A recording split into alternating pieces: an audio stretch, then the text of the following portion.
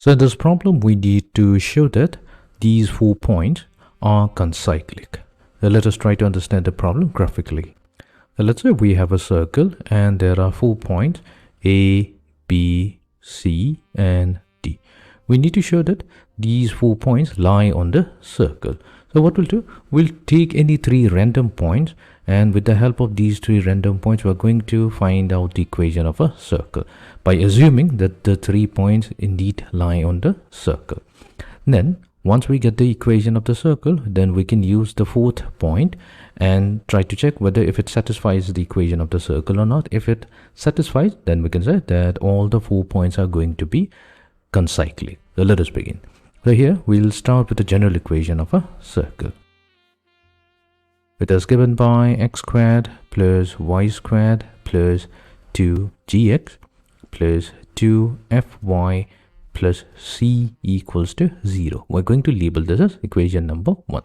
Now we'll consider that let the points A, B and C pass through the circle, or it's going to lie on the circle. Then with the help of these 3 points, we're going to rewrite equation number 1 because we are considering that these 3 points lie on the circle, so they must satisfy the equation of a circle. So let's begin with point A. All we have to do is replace the value of x with 3 and the value of y with -2.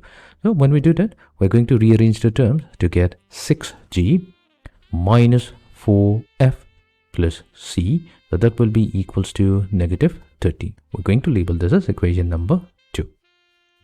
Then we're going to use point C with coordinate 1, 0. So we're going to get 2g plus c equals to -1. So let this be equation number 3. And then we're going to use point number C. So we're going to get -2g minus 4f plus c. And this will be equals to -5. So let this be equation number 4. So our goal will be to find out the value of the constants g, f and c. So I'm leaving this as an exercise for you to try out, and I'm going to specify the values here. So the value of g comes out to be equals to -1. F has the value 2 and c has the value 1. So now that we have the value of g, f and c, we can use equation number 1 to obtain the equation of a circle.